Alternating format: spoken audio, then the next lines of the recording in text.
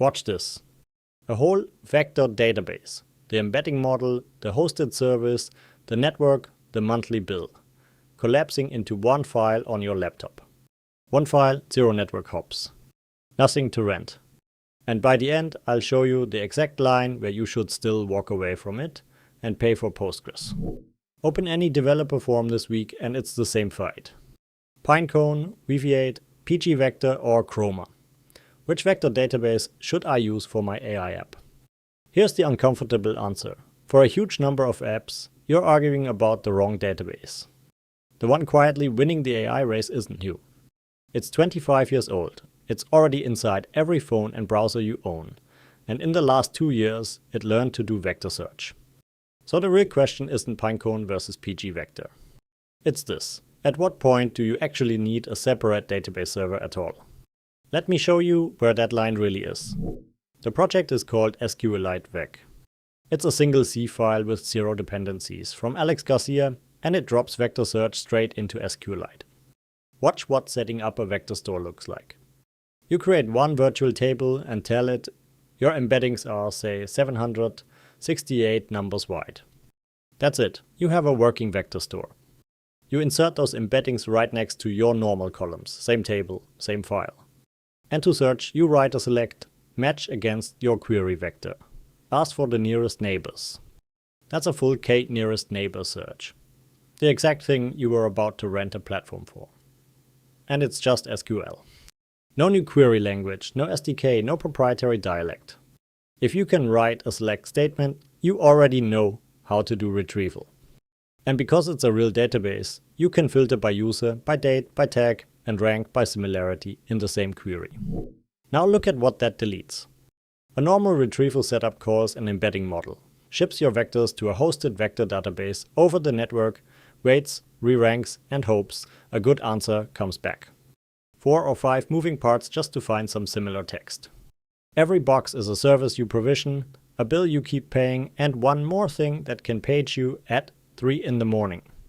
Pinecone's standard tier starts at $50 a month minimum. And every single query leaves your machine. The sharp teams already sensed this and moved to pgvector, bolting vectors onto Postgres so they'd stop running a separate service. Good instinct. sqlite-vec takes that same instinct one step further. No server at all, because the engine is already inside your app. Same process, same memory, 0 database network hops.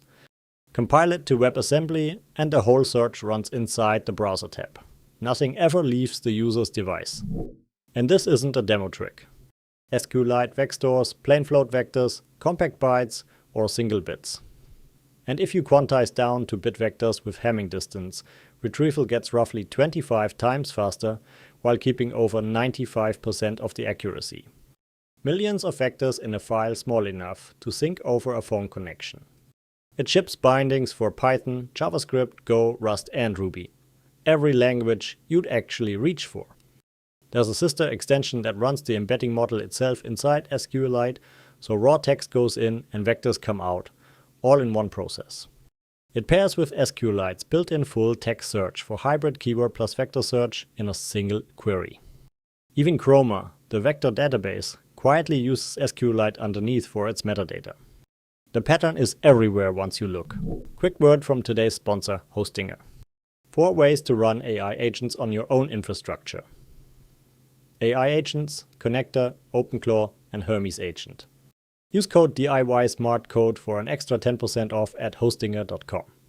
Okay, back to the video. And it runs deeper than one clever extension. Cloudflare saw this coming years ago. Their database, D1, is SQLite running across their edge network.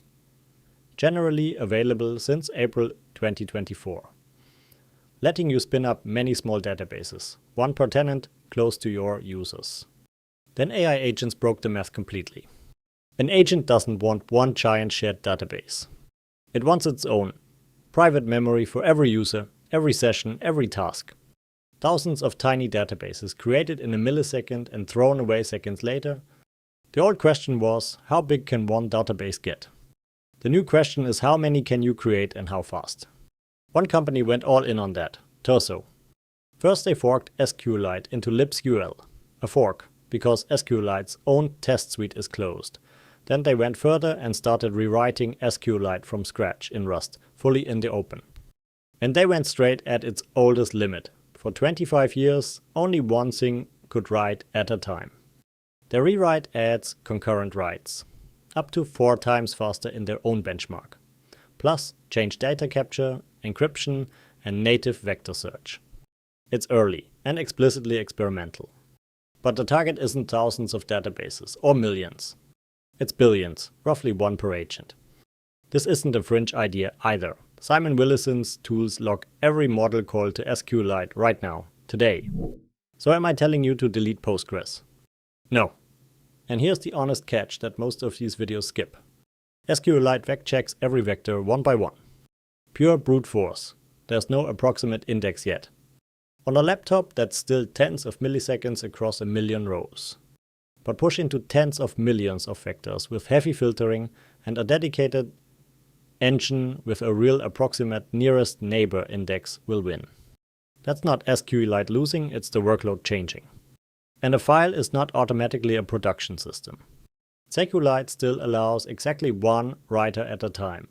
Write ahead logging lets readers keep going, but it does not add a second writer, as it protects your data's consistency, not your uptime. An untested backup is just a hopeful file copy. The pgvector camp isn't wrong that at real scale, with billions of vectors and heavy concurrent writes, the dedicated server is still the right tool. So here's the exact line. Forget the word production. Ask what your system actually has to survive. Local mostly reads one writer, a few million vectors. Start with SQLite and SQLite-vec. You delete an entire service, a network trip, and a monthly bill on day 1. Choose Postgres or a dedicated vector database. The moment you hit real requirements. Many independent writers hitting the same data at once. Clients spread across the network that all need direct access. Billions of vectors with heavy metadata filtering where you need an approximate index.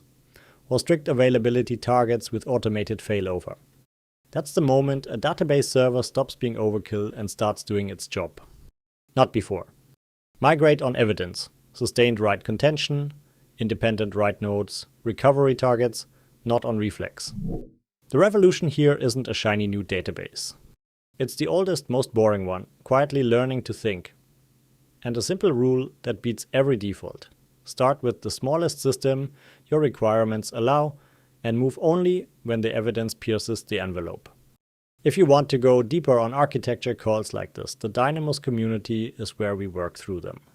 So tell me in the comments, for your next retrieval app, SQLite-vec in a single file or straight to pgvector. Which one are you defaulting to? And what's the one requirement that would force you to switch?